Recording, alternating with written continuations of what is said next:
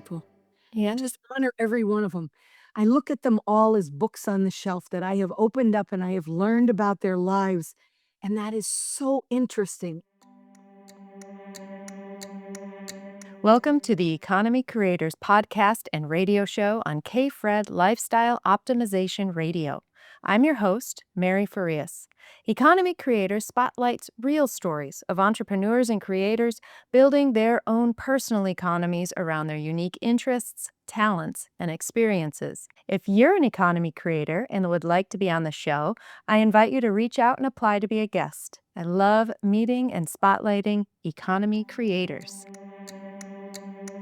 Welcome. Today on the podcast, we have one of Earth's shining stars, Lynn Lionhood. I am so blessed to know Lynn. It is so wonderful to have you here, Lynn. Thank you for being here.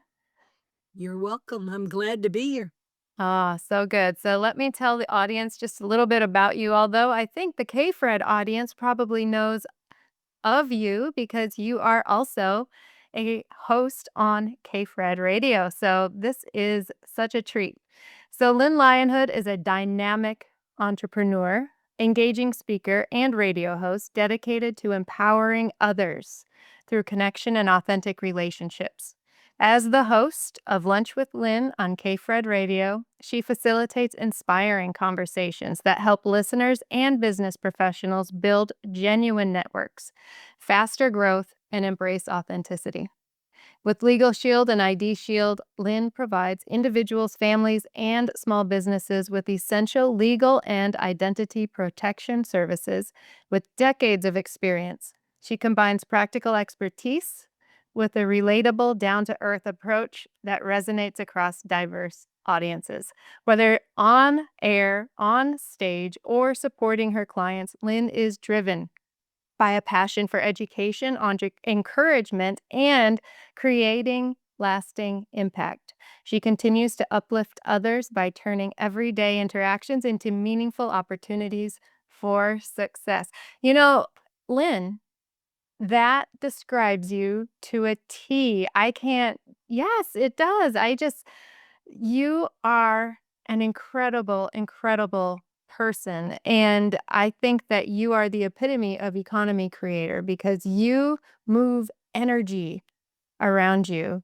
And one of the most remarkable things about you that I have never encountered in any other person in the world that I've ever met is that you see people and you see them with such authenticity and you see them in such a way that empowers them just by having one conversation with you. So I am delighted to have you here, and I really, truly thank you from the bottom of my heart for being a co-author on our upcoming Economy Creators Anthology. So after that introduction, Lynn, what else can you tell us about you? Just hearing the words that you just said, I think today I'm listening really hard to the things that are being said to me.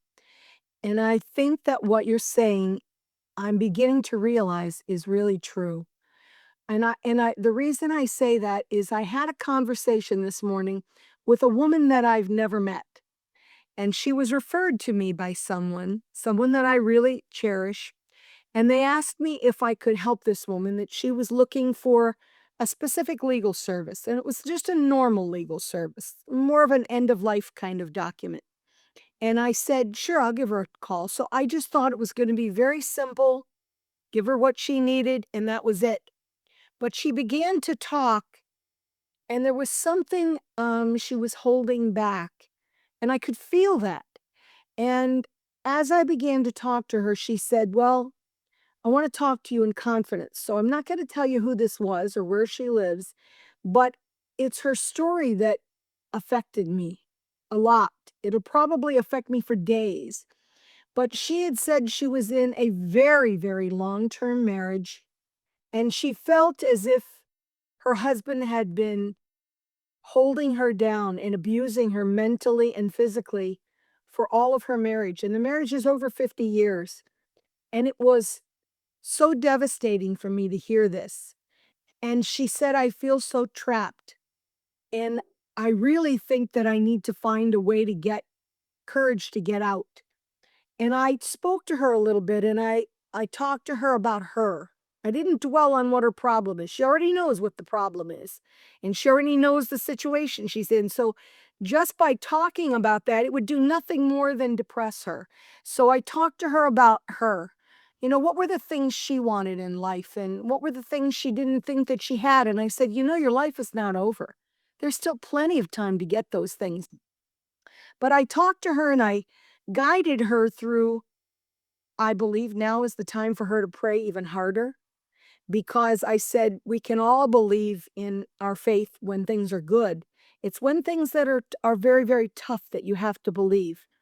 And I shared with her some really important things that I kind of learned about gratitude, and she may not be seeing a lot to be grateful for in her life right now. But I said to her, look at the few things that you do have to be grateful for. And I showed her what those things were. I said, dwell on those and say your prayers. And I said, I'm going to pray for you too. But I really spoke to her for probably 45 minutes. And she said, my face hurts. And I said, what does that mean? She said, I haven't smiled in years, and I just didn't think that I ever would again. And she said, but you've made me so happy, and you've made me so full of hope that things will change. And she said, I'm just so empowered by this.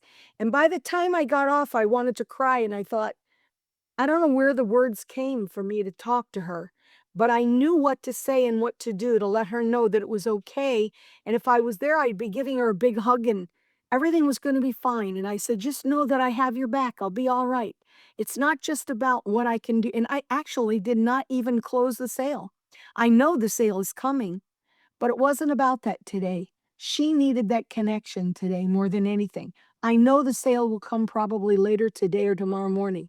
It was not about the sale to me. It never was. It was about hearing somebody in pain and how could I fix that for her? And I know I could fix that for her. I have no doubt. In fact, when I first asked her, what have you done in your life up until now, wanting her to tell me, well, I'm a nurse or I'm a this or I'm a that. She said, I've just served him all my life. And she had like no identity. And and it was sad to hear that. I said, he doesn't deserve two lives and you get none. You have a life and he has a life. And so we talked about that for a minute. And then when it was done, she just opened up out of nowhere and told me what she actually was interested in all her life and what she was able to do.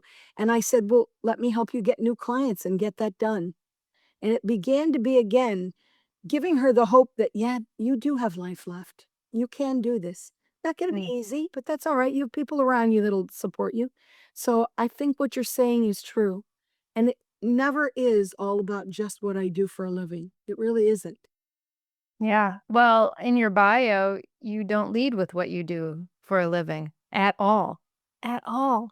So, Lynn, this is such a wonderful story of triumph and grace and courage and faith that you have. So, do you want to give us a little background on what transpired to have you really start seeing people in the way that you see people because you truly have a gift. I hear people who talk about their upbringing and they think that that defines who they are as an adult. And I don't believe that.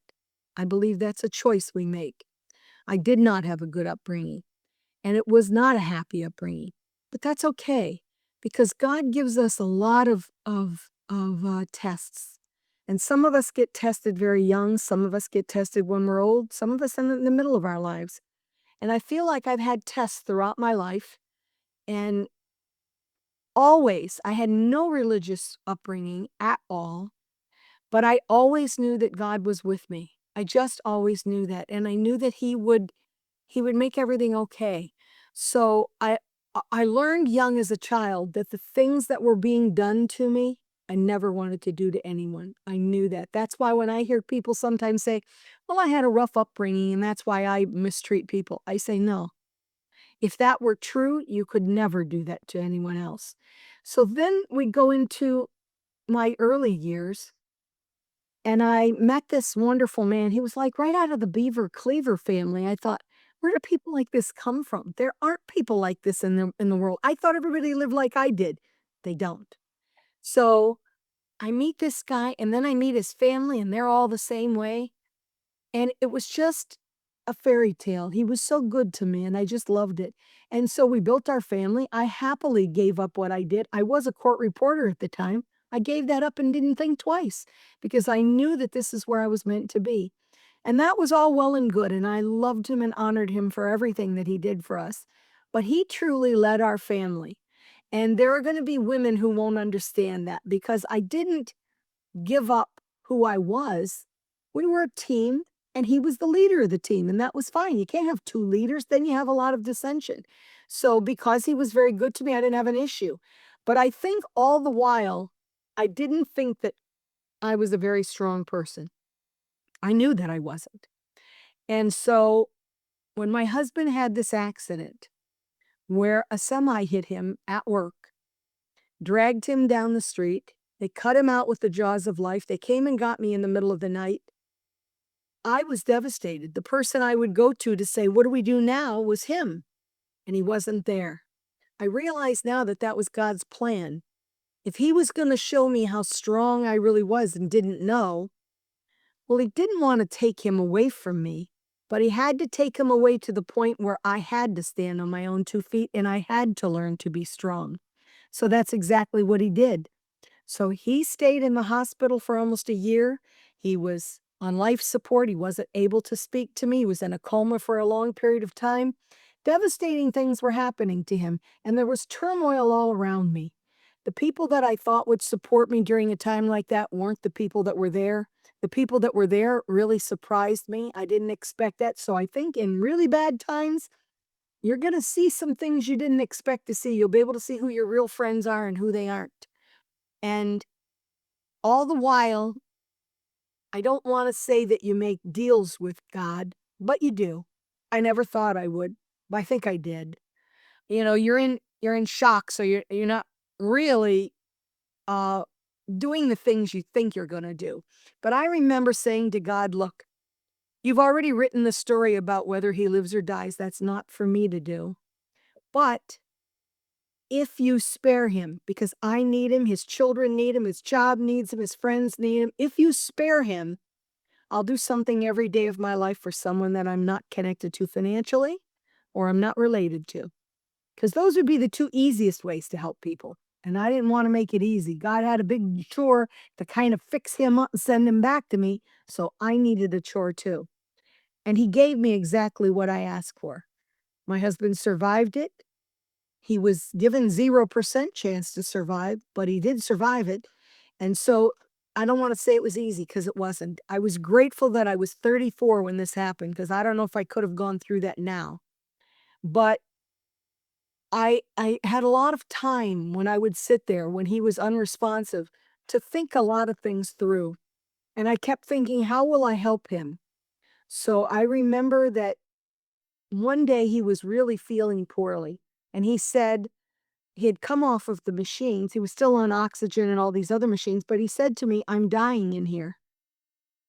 And I said, "Well, I'm dying in here too." I said, "Every one of us is one day closer to death." So I said, "Look, if you're going to feel sorry for yourself, you're doing a really good job. You don't need my help with that." Now that sounds harsh, but I knew that he was a man's man. He needed to hear it that way. Baby in him wasn't going to fix it. And I said, "If you want to get up out of that bed and never walk again, I'll stay here with you. But if you're just going to feel sorry for yourself, I have 4 little kids at home that are very frightened as well, and their whole life is upside down, and they're being shuffled all over the place. I'll go spend my time with them." And he said, "No, no, stay with me. Stay with me." I said, "Okay." I said, "I'll be back in 10 minutes." "Where are you going?" I said, "I'll just be back in 10 minutes." So I ran down to the gift shop, and I said to the girl, "Do you have a calendar?" I said, "I need a special calendar. It has to have big squares on every day." She said, "Let me look." She came back and she said, "I only have one. You're not going to want it." I said, "Let me see it." She said it had Harley Davidson on it and had girls in bikinis all spread all over these Harleys. I said, "That's perfect. That's just the kind of calendar I want." I said, "Really?" I said, "Yeah, that's what I want." So I paid her for it and I went upstairs and I said to him, "Listen, your heart has stopped 13 times. So we're having a problem with your heart stopping. So I've got this calendar. And if you look at this girl, your heart's not going to stop. If you get tired of looking at her, I'll go to another monk. So I said, that'll fix that problem. But I said, the calendar is going to be very important to us. I'm going to give you one thing every day that I want you to accomplish. I don't care when you do it, but you have to promise me you're going to accomplish it. Otherwise, I go home with the kids. No, no, stay here. So I remember just asking him to stand for 3 seconds and hold his own weight up the first day. And he said, I can't do that. And he probably couldn't. He was about 110 pounds at this point. He had gone in there ready to be photographed for Muscle and Fitness magazine, and he had just wasted away to next to nothing. And I said, no, no, you could do this. I know you can do it. I won't let you fall. Yeah, I'm going to fall. No, I won't let you fall. Don't worry about it. So he stood up. I mean, I really had to push him because it was like 3 o'clock in the afternoon. I said, Rick, you haven't done this yet. And he said, he was very agitated. All right, all right, all right. And I said, okay, let's just get it over with. So he stood up and I went, 1 of 3. I know it wasn't 3 seconds. And I laid him back down and you could just see the relief come over his face. The things I learned through this, Mary, were were life-changing for me. I could read his feelings very, very well. And I always had been able to know what he was thinking, but way I knew what he felt. And I wrote that on the calendar.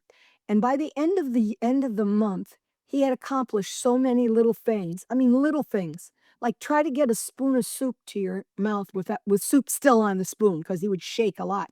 That was tough. So all these things. So at the end of the month, when he said, I'm not getting any better, I said, no, no, no, no. Let's go back and look at what you couldn't do in the beginning of the month.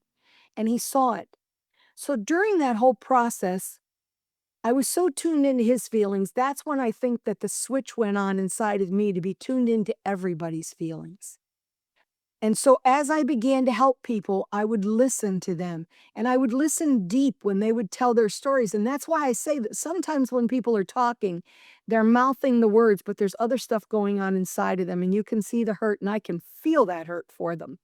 And I just want to make that all go away. And if there's any way I can, I'll do it. And for a lot of people, unbelievably, it's a non-belief in themselves that they come to me with, and they need money. They need money badly, and many of them don't know how to find their own clients or their own connections, and it just seems so natural for me to be able to do it. So I don't lord it over them that it's easy for me and not for them because they probably do a lot of stuff well that I can't. But I think, let me just share what I can do. I think God put all of that in me, and He expected me to not keep it in there, but to share it. And so I did. And the first few times I did it, I was scared because I wasn't sure the connections I was making were the right kind. That's why even when I have meetings now, I will always keep all the new people and talk to them and say, how did you feel? Were you welcome today? Did you feel that welcome? Because it's intimidating to some people to come to a meeting, there's 50 people and I don't know any of them. And some are nervous about talking. I said, don't worry about it. I'll guide you through it. Now that I know they're nervous when it comes their time, I joke with them a little bit or something to make them feel comfortable. And by the end, they want to come back so bad. And that's a good thing. Yeah, that's a good thing. And Lynn, you I just don't know how to otherwise say the fact that you are a true blessing on the world because what you do and how you do it and just by me experiencing your kindness and the fact that you see people and see me and I know that just because you see me, I know for a fact that you see other people in the same way, and it just is remarkable, especially in this world, this day and age where people are so skeptical. And what's interesting too, I don't know if it's interesting, it just makes so much sense because, um, I trust the people who are just in your orbit. And so if this just recently happened with another co-author, Brian Swift, and so I was looking through your Facebook group and I go, "This person keeps popping up and he's in Lynn's group, and you know what? I trust Lynn and I believe that I need to meet this man." And so I just reached out and met him, and c'est la vie, I mean, it's wonderful. He is fantastic. He is absolutely fantastic, but what I'm getting at is that just even the people that you surround yourself with are such high caliber people. Great people. Yeah. Just honor every one of them. I look at them all as books on the shelf that I have opened up and I have learned about their lives, and that is so interesting. It is, but I feel like I'm introduced to a library every day. Every single one of you has a story behind you, and that's what I master, learning that story. And somehow it sticks in my head, and it makes it so much easier to make all those connections. But I know all those little nuances about your life that somebody else might not pay any attention to, but I know it was important to you because you lived it. And so I'll make those connections so that you'll just get to shine with all the stuff that you love. You opened yourself up for that divine flow, didn't you? That's Yeah. right. I love that. I love that. And that is such a testament to your faith and your ability to trust that the answer will come when you need it, just like what you were describing earlier with the woman you hadn't even met before, that you didn't know where the answers were coming from. They were just flowing so you could help her. And I think that when we have that authentic desire to help, that God says, "Okay, here you go. Let me help you help her." That's right. I told her before I hung up, I said, I want you to remember that something very amazing is going to happen to you today. So you look forward to it all day long. And when it comes, just thank God that it came. She said, I think it already came. I know what she means. Wonderful. That was wonderful. Yeah. You I guys think give me back so much. You guys warm my heart with the stories that I hear from all of you. You guys inspire me to want to. I mean, my husband will say to me, "When are you going to retire?" I said, "I can't. I love this too much. I really do." well, that's when you know you've answered your calling. That's right. I Yeah. don't really feel like this is work at all. It really isn't. Yeah, well, Neil Donald Walsh talks about making a living versus making a life, and it sounds like you figured out how to make a life.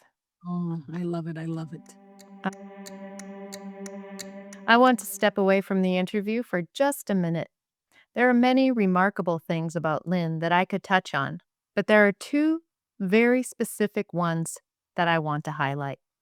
The first, and this is what we're talking about right now, is being an open channel for the creative energy to flow through us. We don't have to know all the answers going into a conversation, into a situation, into an opportunity. If we place our trust in the higher power within us, we can know that the answers will flow. And this is exactly what Lynn is describing here. This is the exact same energy that flows when an author simply puts pen to paper and the book seems to write itself, or when a musician sits at the piano and the notes just flow, or when the hairdresser gets out her scissors and seems to make magic happen. The seeming magic is allowing the divine to flow through us. And this comes when we are in harmony with something, or when we are truly doing something that we love, as Lynn is describing. The more we focus on what we want the end to be, the right steps to get there just seem to happen. This is being in that divine flow state. The other remarkable thing about Lynn that I'd like to highlight here is that she always leads by asking what she can do for the other person she is with before she ever wonders what they can do for her. This is activating the law of cause and effect, the law of laws, as Emerson calls it. When we seek to do good first, good must return to us, as energy always returns to its source of origination. So I challenge you, go throughout your day and simply ask the question, how can I help the other person first? I am sure that many answers, some that would never generally occur to you, will flow to and through you. Then do them and see what happens. I guarantee you, it can only be good. Now let's return to the interview. So, Lynn, you are one of our co authors for the upcoming anthology. So, what is your chapter going to be about? If I did anything, I would want my story to inspire other people to take the time to really get to know everybody. I think we all play this little surface game, you know? Okay, Mary's a publisher, and this person is a financial planner, and that one's a nurse, and we never go any further than that. We go to that, and that's it. Wrong. That nurse may not, this may be the third thing she's done in her life. She may have done two other things that were absolutely wonderful things, and maybe unbeknownst to us, those opportunities passed for whatever reason. Maybe she got terminated or fired from something that she loved very much and thought her life was upside down. And now she's just come to this one way or another. You need to figure out how she got where she is. That's the other thing I like to do with people. I like to play that game, and I'm teaching other people to do it now. I used to just keep it a secret. Now I said, you know what? Let them all learn to do this. I said, when you sit down for the first time, ask Mary, Mary, what did you want to be when you were 18? That's how you should start the conversation. It shouldn't be, hey, Mary, you're a publisher. How many books have you published? No, no, no. Mary, when you were 18, what did you want to be? So Mary says, I wanted to be a ballerina. Hey, Mary, you're not a ballerina right now. What happened? Where did you get from ballerina to publisher? Something in the middle there, and it might be that's the real inspiration. Mary went up, up, up, up, up, and then all of a sudden Mary took a deep fall. How did Mary get out of that hole and get back to where she's at now? That shows you what Mary's made out of. And that's what everybody should do. I used to meet with some people 2 or 3 times, and we'd have long lunches, like an hour, hour and a half long. And by the third lunch, they would say, I don't have any idea what you do, Lynn. I said, then I did my job right because it's you that I want to learn about. And once I learn about you and do something for you, then you'll trust me because I'm not here just for this. But I think people need to be genuinely interested in the other person. And it's not about, gee, what networking groups do you go to and where's your office? And no, no, no. Get to know Mary. That will make you smile every time you see Mary because you'll know what Mary's been through to get where she's at. You'll treasure that too. Yeah, I love that, and, when I was studying well, it was probably about 4 years ago now, but, I'm a personal development consultant too, and I study Bob Proctor and Napoleon Hill and all the mentors that Bob Proctor had, and I was like, "Why isn't this all working for me? Why isn't it all coming together like it's supposed to be?" And, I just got this answer, "You're not masterminding."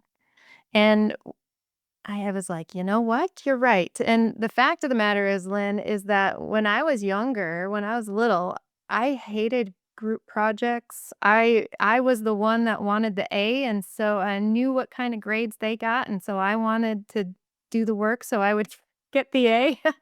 And, I resented sometimes having to work with other people, and I know that I'm not the only one in the world that felt that way, but I really had to learn to open myself up to other people, and, I run a networking meeting, and that's why I can't be at your meeting because it's at the same time on Thursdays, but I asked the question, "What is something that your business really taught you?" And this particular business, I was a gymnastics coach before, and of course, I opened up to the kids and got them to trust me as a coach and their parents and all of that. But in this online world, it's so different from a brick and mortar, go to the gym, these are your four walls, and this is what you do, and that. So, what really was the key for me in this whole realm is to let people in. And so, do you see that people have to learn to let other people in? Do you feel that that's what the problem is? I do, and I think you're absolutely right. So now I've been doing these networking groups for probably 35 years. So you have to remember that the greatest majority of them were in person meetings. And you get used to an in person meeting in some form. I'm a touchy feely person. So when somebody comes in, I like to shake their hands, I like to give them a hug. And all of a sudden, COVID comes. We can't do any of that anymore. So, one of my superpowers of being able to make sure that people felt warm and inclusive was now going to be taken away. And my in person meetings, I don't follow the rules very good. So, my in person meetings really weren't like they were supposed to be. I mean, I put dice on every single table. There were like round tables that maybe 10, 12 people could sit at. So nobody would ever leave my meetings early. They would stay there for the whole meeting. They were 3 hours long. And nobody said, "You'll never get people to stay that long to a lunch." I said, "Count them. They're here." Because at the end, it started out with my speaker would bring a gift to give away. And I used to just put all the business cards in a bucket and I'd pull one out and then that would be who won. That isn't very exciting. So I said, "You know what?" I said, "We're going to do something else." And pretty soon people would start coming to me and saying, "Well, I'm not the speaker, but could I bring a gift to give away?" "Oh, absolutely. Put your contact information on the gift." And the next thing I knew, I had like 30 gifts. I mean, these were nice gifts. I said they have to be at least worth $25. I had somebody bring an iPad when iPads first came out. I mean, I had lots of nice gifts. So I had them line them up on a big table here. And I said, "Guys, this is gonna be the exciting part. We're not doing business cards like that anymore. Now we have dice on your table. So it's gonna kind of be like Yahtzee a little bit. You're gonna throw the 3 dice, and every time somebody gets three dice that all match, come up here and get a prize." And I said, "I don't care if you win 12 prizes, one person. Doesn't matter. Hurry up, get your prize, get back to the table, and so you can roll again." And people were running like crazy. Up, get a prize, back to the table. By the time they left there, they needed to go home and take a nap. I knew it. I absolutely knew they were worn out. But so it was always about making everything fun and enjoyable and making them want to come, not like they were being forced to come, but that they really wanted to be there. And the connections just kept happening. And it was absolutely wonderful. So now all of a sudden we have to go to this Zoom platform. What am I going to do? I can't give them the dice. That can't happen. Can't give them away all those gifts. Have to find a way to just recreate absolutely everything. And I think that by using those private rooms, that's been a help. By throwing in a question of the day so that when I say I've got a question of the day, everybody goes, "What's you going to ask me?" I said, "No, no, it's not a right or wrong answer. It's just a question to break the ice so you have some fun." And I have fun with the question. And then if I pass somebody up without asking the question, they'll raise their hand. They'll say, "But you didn't ask me the question." "Oh, sorry. Let me come back to you." So I know they like that. And that's Mhm. good. So it's always about finding ways that they are engaged. I also realized there's just so many different rules you have to come up with Zoom.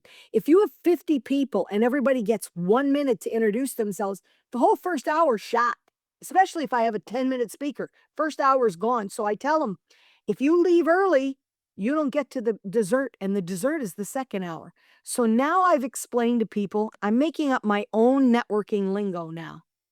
So I taught him the other day, I said, "Do you know what a hobo is?" And some of them said, "Oh, I know what it is." And some people didn't know what it is. I said, "Well, let me explain you what a hobo is. A hobo is somebody that when the train would go by, the hobo didn't buy a ticket, but he would jump on the freight car, ride it for a few miles, and then jump off." So I said, there are hobos when they go to networking events too. And this is a no hobo zone. So I don't want any hobos. So I just want you to know that. They said, "Well, what's a hobo in your networking?" I said, "A hobo with the networking is they pop into the meeting early.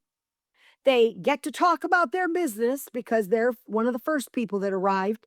And they put all their information in the chat because they know they're going to get a copy of the chat, and then they hobo out of here and they don't stay. Like it's not important to hear what anybody else does. That's disrespectful." I said, "This is a no hobo zone." Now, if I know that Mary's coming and Mary has an appointment to meet somebody and she can't stay for the whole meeting, that's different. Mary's not a hobo. She told me what was going on. But I said, from now on, when the hobos jump in, when you leave, I'm writing right next to your name, hobo. I'm taking your name off the list. I'm removing all your contact information. It was like you were never here. So I'm teaching them new lingo. The other day I said, I'm gonna teach you about pits. They said, "What pits?" I said, "Pits." I said, "You ever buy a jar of pitted olives and you're enjoying the olives and you're kind of having a conversation and you get one that the pit wasn't removed and it could break your teeth?" So I said, there's pits when it comes to networking too. So I meet Mary for the first time, and Mary and I are going to go off and we're going to have our own little private Zoom the next day.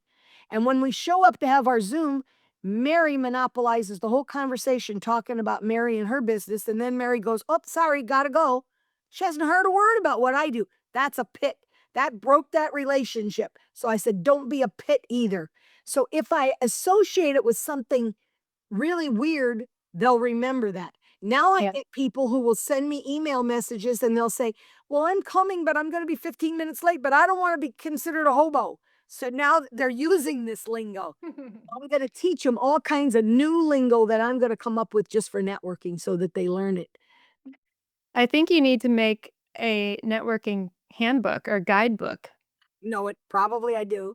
So, Lynn, you give so much. You give so much, and we're all appreciative of that. But what makes you tick? What gives you the ability to keep going the way that you do? Um, Seeing my husband every day. You know, in my house, people come to visit me at my house, and if they don't know me and they haven't been in my home, they walk in and they go, like right now, we're in April. Why do you have a Christmas tree up? My Christmas tree stays up all year long. I redecorate it in November, all totally different than there's always a theme and every year it's different, but it stays up all year long. And they say to me, why is your tree there?" His visiting nurses and the doctors and all the people that have been in and out of my house said the same thing. And I said to them, "When you treasure something as much as I love him, and I do, I've been married 54 years, I'd marry him all over again. And I believe that every day that he's with me is Christmas. So every time I look at that tree, I realize how blessed I am that he's here. He sleeps later than I do because I get up like god awful early, 3, 4 o'clock in the morning, and I get a lot of work done. And that's usually, it's been a good way for me to get a lot of work done so that I have more time to spend with him when he's up. And I'm not distracted with, guess what? You're out there and I'm in here with the door shut. So I want him to always know how much I love him and treasure him, so he and I will leave little notes for each other, and I must tell him 100 times a day how much I love him. So I think that seeing him makes me always remember why I'm doing what I'm doing, and, like, even when I listen carefully for the machines that he's on when I'm down here by myself, but when he opens that door and comes out on the landing to talk with me, I stop everything I'm doing, and for, like, 20 minutes, we just chit-chat. Him upstairs, me downstairs, and we chit-chat, and I'm always ever so grateful that God has let him wake up and spend another day with me. So that really is all I need to keep me going and doing this the best way I possibly can. I always want God to know how grateful I am. Hmm. Well, I think he knows. I do. I really do. I know how grateful you are. I think you're just so wonderful. And one of the things too is I've deemed you my role model as how you treat people and how you see people. And recently I asked you if I could do 3 things and made them a habit to see people the way you see people, what would they be? And can I share the top one that I absolutely love? I've shared that with a lot of people, and a lot of people are doing that, and I think that's the ripple effect, huh? Yeah, yeah. So that this top one, and I encourage everybody to do it because it feels so darn good. Even the first moment you start it, is that Lynn says after you say your prayers or whatever, you meditate or whatever it is that you do to start your day, send gratitude to 20 people. Hmm? Yes. Easier than you think. Yeah. Oh my gosh. It's so fun. Lynn, I start with one person. I make a list and I start with one person and then that brings another. Oh, I have to. Oh, her. Oh, yes, him. I haven't. Oh my gosh. I haven't talked to that person in so long. And what I do before I contact them is I write their name and I write why I'm grateful for them. And I just send them in my mind a little message. But what I have found is that they're so appreciative of having been seen. That's right. And you know what? It gives you an excuse to pay better attention to what's going on in their lives because we all move at such a fast pace these days. It's shocking. And so much could get lost in that time. You could say, wow, I haven't talked to Joe in like 3 years. I don't know anything that's going on in Joe's life. Well, Joe could have been divorced, got remarried, had more grandchildren. You don't know what's going on. But if you're doing this gratitude, I have a woman that I only met twice at a networking event. I don't know why I was drawn to put her in my phone, but I put her in my phone and I sent her about 3 or 4 messages and never heard a word back from her. And I do have a rule, by the way, on that, Mary.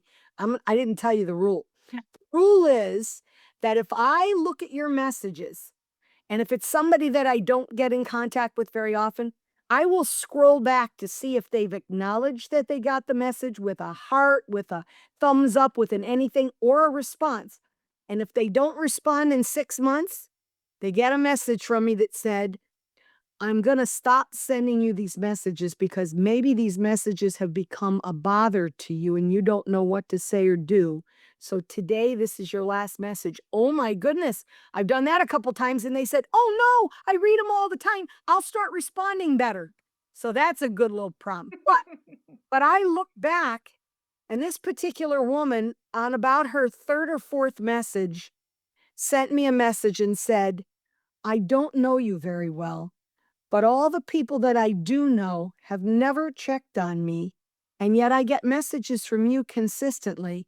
So I want to let you know that she's fighting cancer and she's had both breasts removed, and it's been a very down time for her. And she said, those messages you send me are very appreciated. And you don't, I said, let's stay in touch then. So now every time I send her a message, you can scroll back and read the last few messages. And when I see again that she's fighting cancer, I always say to her, I'll say a prayer for you this morning. And then I tell her my little message for the day so that she knows that I pay attention to what's going on in her life. So the phone helps me to remember a lot of little details that I might not remember about everybody, but it does make a difference to people because we are moving way too fast in this world and we just don't pay enough attention. But I'm going to tell you, I do that even with my grandkids. I have 9 grandsons and 6 granddaughters. Girls will always answer. Boys, not so much. But my boys answer Nanny. They go all the way. My grandsons start at 32 years old and go down to the youngest grandson is 14. And you would think that the teenage ones don't have any time for this stuff. Wrong. Hmm. I get back the most lovely messages from them. They know how important that is, that we tell each other how much, and I always tell them, do you know why Nanny tells you guys how much I love you all the time?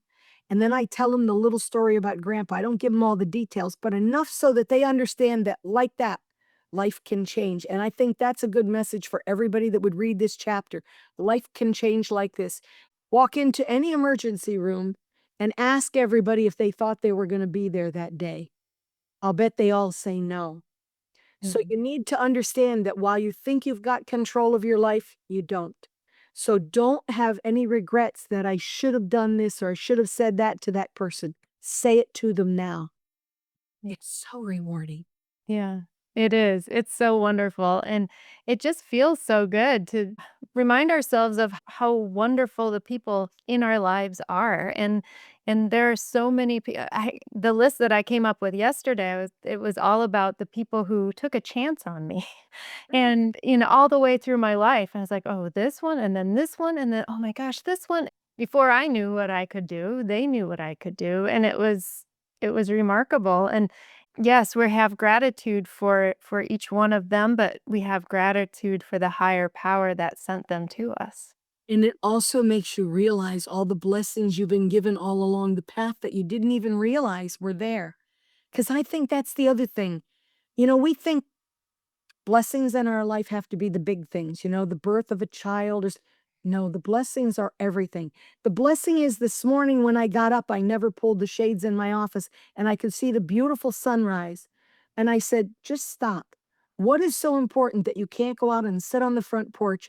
It's all going to change in about 10 minutes. Give it 10 minutes. God has painted this beautiful painting for me this morning. And how many people are actually appreciating it? Not a whole lot. So you just have to stop and realize there are blessings being given to you all around you. I mean, this morning call that I'm on, we used to have to say, 3 things, like we were planning on getting done for the day or something like that, and all of a sudden, I kept talking about gratitude, and all of a sudden, I get on the call one day, and she said, "We're gonna change the whole path of what we do now. Now we're gonna get up and say 3 things that are our blessings for the day, and what new opportunity do we have?" I said, "Oh, okay. So, like tomorrow, here's what's on my list for tomorrow so you can see. It makes you think because you're not allowed to repeat stuff." I said, "I'm grateful for the smell of clean laundry." How great is that when you put on something fresh and clean? It just smells so good. That's just wonderful. Those are little blessings God gives us. There's a lot of people don't have the ability to clean their laundry every day. They would love the smell of fresh laundry. Somebody holding the door open for me. I'm always grateful for that. I don't have to struggle and try to use an arm and a leg. Listen, I'm not so bendy twisty anymore. That's not quite so easy for me. So I'm always grateful, especially when it's a stranger that doesn't even know me. Or finishing a good book that I love. That's always those are wonderful things to be blessed that you have books to begin with that belong to you. So I think there's a lot of things that people need to sit down and I used to have a gratitude jar. In fact, at one point I had this group of amazing women and I got together and I bought jars for all of them and I had 3 women come and help me and we decorated them all up with little stickers and all kinds of stuff. Put a little post-it note with all different colored paper on it in, a pen and a little notebook. And I stuck them in there and said, "This is gonna be your gratitude jar. Every day, I want you at the end of the day, write down one thing you were grateful for and stick it in the jar. Then when you're having a really crummy day, reach in the jar and pull something out and realize life's not really all that bad. You filled that gratitude jar in no time with all the things you were grateful for." So I think gratitude is something not enough people practice. We need to practice that more. Mhm. Absolutely. Absolutely. And the other thing is what you're talking about is people are rushing, rushing, rushing and not really realizing what the entire point of life is. And I think you just nailed it. It's recognizing the the divine all around us and appreciating every little aspect there is. True. I mean, when I'm on a Zoom and the guys are out there cutting my lawn, I could get angry because it's noisy and I have to listen above it. But you know what? I have a volume knob. I can turn the volume up. And when I'm all done with my meeting, I get to go out and sit on the porch and I can smell that fresh cut Mm. grass, which is a great fresh smell. So, I mean, there's just so many things. It's just all in how you look at things. What is your perspective? It's either going to be negative or it's going to be positive. I think I just always try to find the positive. Yeah. Yep. I don't want to be a whiner. Me either. But you're in good company, Lynn. So, Lynn, as we finish up here, um, where can people find you? At lunch with Lynn. Come and let me do my magic. And you know, people think they can only come if they have a business to represent. Wrong, wrong. I have people who say to me, they'll call me up and say, "I lost my job." My heart goes out to them. That's a scary place. You're not sure how you're going to pay the bills next month. And I said to them, they said, "So I can't come back until I get a job." Wrong, wrong, wrong, wrong. I said, "You're just the kind of person who should come out. You don't have a job right now, so you need to think of it as you're going to the smorgasbord. There's going to be 50 people there all telling you what they do." I said, "If I asked for a raising of hands, how many people had a business opportunity? I'll bet you 95% of these people have a business opportunity available with their company or with them particularly." So I said, "You want to come out and you want to say, you know what? I'm going to take a new direction in my life." You don't have to say I got terminated. Say I'm taking a new direction in my life and I'm exploring my opportunities. So this is what I've done in the past. And I'm open to listening to everybody here today and what they've got. And I said, don't just meet with one person, meet with as many as you possibly can. When you go to the smorgasbord, you don't just say, "Hey, I like chicken, I'll just eat chicken." No, you take some of the salad, some of the soup, some of the sides. "No, I'll take some beef today, I'll take some ham." Try a little bit of everything. Try a little bit of everything and be smart. Don't just do one thing ever again. This was your lesson that if all your eggs were in that basket and the basket is taken away, you're devastated. Do 2 things. Always have something on the side going so that you never find yourself in that spot again. That was another lesson I learned with my husband. With him being the only income, and when it was gone, That was scary. I had 4 little kids and I wasn't working. I said, "Never again." So now I have sources of income coming from multiple spots. I'll always do that. So come to Lunch with Lynn. Go to zoomwithlynn.com. Come out and visit us. If you want to talk to me beforehand and tell me what your situation is, do it. And I'll make sure that you get the spotlight on you in a good way. It won't be like to embarrass you, it'll be to help you even more. I'll just make you Mm. part of my little project. Yeah, I love it. I love it. Thank you, Lynn. And so as we finish up, what is something that you would like to share with the audience that you haven't quite shared yet, if there's anything? I want to share my favorite quote. I've kept this quote for 25 years. It's probably the only quote I know, but it is my favorite one. And that is that successful people will always do the things that unsuccessful people won't do. And if you think about that for a minute, why are some people unsuccessful? They do have parameters. I'm only going to work till 5 o'clock and that's it. Well, great golden opportunity came along at 7. Where were you? Nah, I don't work. Okay. Stay where you are. All the really successful people always did things that everybody else wouldn't. In fact, I had a big discussion with my son yesterday about Elon Musk. Is that man, I think he's like, always said he's like the Einstein of our generation that we are watching do what he's doing. My son said, no, he's not just the Einstein. He's like Einstein mixed with Edison.